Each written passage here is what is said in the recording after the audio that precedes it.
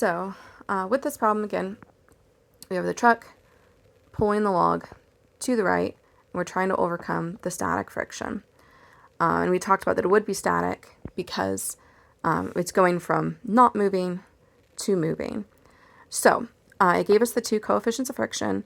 Static friction was 0.74. Kinetic was 0.45. So the 0.74 is the one we're going to use. So this is the friction that we care about. We don't care about that one. We just care about the top one. So the two equations that we're going to use is friction equals mu times the normal force, and weight equals mass times gravity. Now, ultimately, we need this one because that is going to tell us what the normal force is. So basically, whatever weight equals is what gets plugged in for normal force. So they told us that the log is 300 kilograms. So because it's 300 kilograms, we need to think about, is that going to be a mass or is that going to be a weight? So if you remember, kilograms is always going to be mass. So that means that our 300 kilograms is going to get plugged in for mass in this equation here. So we have weight equals 300 times, and because we're dealing with metric, we will use the 9.8. So 300 kilograms times 9.8 meters per second squared. And what that's going to give us is, we got 2,940, which we're going to go ahead and round that to just 2,900 because we only have two significant figures in the numbers that we're dealing with. So two significant figures there, two significant figures there. So we'll only use two for our answer. So 2,900 is our weight. So because that's our weight, we talked about that also means that that is going to be our normal force. And again, technically here, when we're dealing with weight, this will be negative, but when we switch it to normal force, we make it positive. So we can go ahead and just think of it as positive right now. So we have our weight, which is our normal force. So that is going to go there. And we have our mu, which is the static coefficient of friction. And that's going to go in here. So our full equation then is going to say the coefficient of friction, the force of friction equals 0.74 times the normal force, which is the 2,900. So that's going to be our equation there. We can go ahead and stick it into our calculator and see what that is going to give us. And if we look, it's going to give us 2,146. So, and again, we're going to go ahead and just round that to two significant figures, even though it's really close to 50 there. It is a 4, so we're going to round it up or round it down. So it's going to be 2,100. So the force required to overcome that force of friction is 2,100.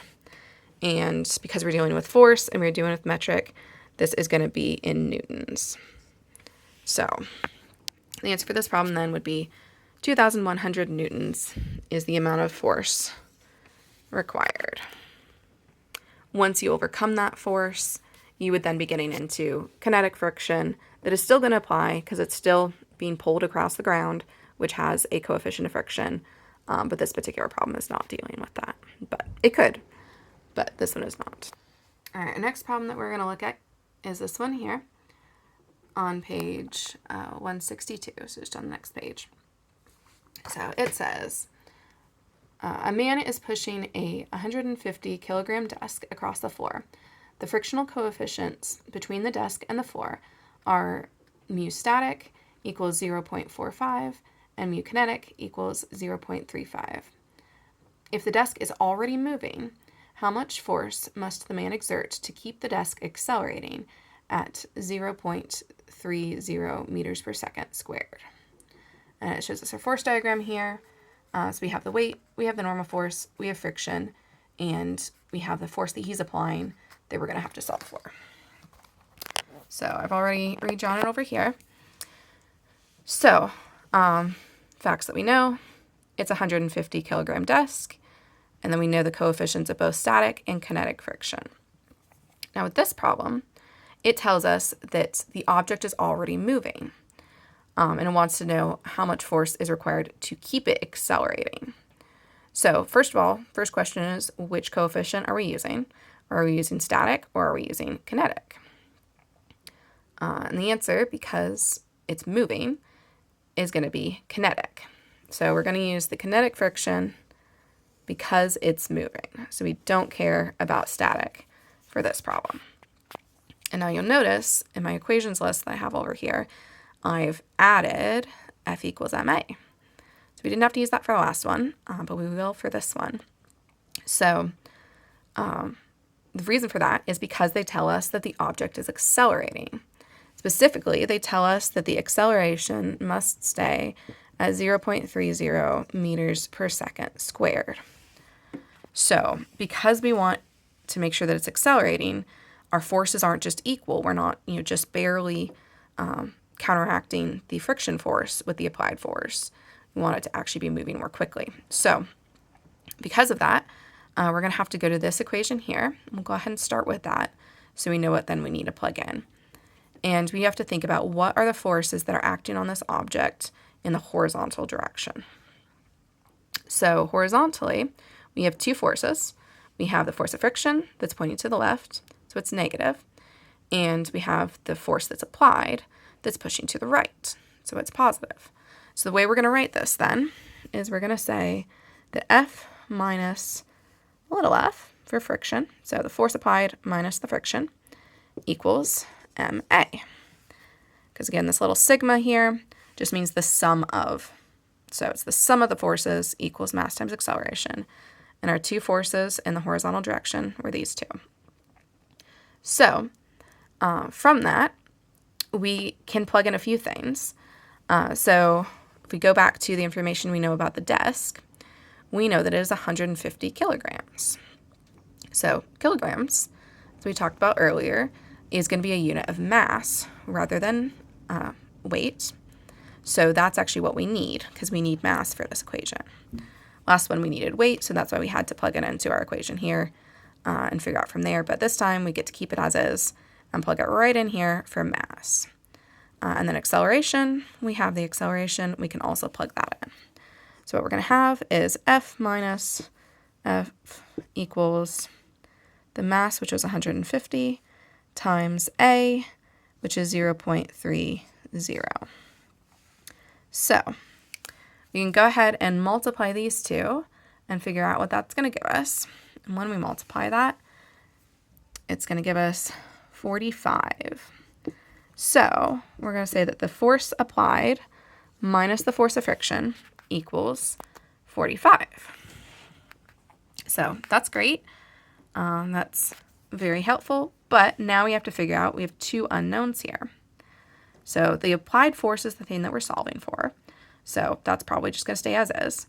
But the friction force, we can go back up here to our equations and see that friction equals mu times the normal force. So what we can do is we can go ahead and plug in what we know from there. So we know the coefficient of friction. We're using the kinetic one, so 0.35. But we don't know the normal force yet. So for this part of the problem, we are going to have to use the weight equals mass times gravity equation. So we'll go ahead and bring that over here. And so weight equals mass, which was the 150, times gravity, which is still 9.8, because we're still dealing with metrics. So if we do that, and if we round, we're going to get 1,500. Again, that's by rounding, but that is what we'll get for that. So weight equals 1,500. So because the weight equals that, we know that that's what the normal force equals. So we can go back to this friction equation and rewrite that over here. So friction equals mu, which again is the 0.35, times our normal force, which is 1,500, So we have that now. We can go ahead and multiply those two things together. And once we multiply and round, I'll give you a second to figure out what that's going to be. You can pause it if you need to. But that is going to give us 530. So it's 530 newtons of force that's provided by friction. So now what we can do here, last step of the problem, is we're going to take this friction, plug it back into our equation for friction there. And that's going to give us F minus 530 equals 45. So all we have to do then is we have to add 530 to both sides. And that's going to give us that the force applied equals 575. So the truck must apply a force of 575 newtons in order to get the log to be accelerating at the rate that it wants it to. So that is that problem. The last problem is in your book, and I'm going to let you look through that yourself. It has the step-by-step instructions on how to do it, so it should be pretty straightforward. And then I would like you to complete the on your own problems on your own. 5.8, 5.9, 5.10, and 5.11. And then the very last section, you can glance through it, but we already talked about it. It's just talking about Newton's third law and how every action has an equal and opposite reaction. And then this is just a concept question here for the final on your own. So I want you to complete on your owns 5.8 through 5.12. I hope that's helpful, and let me know if you have any questions.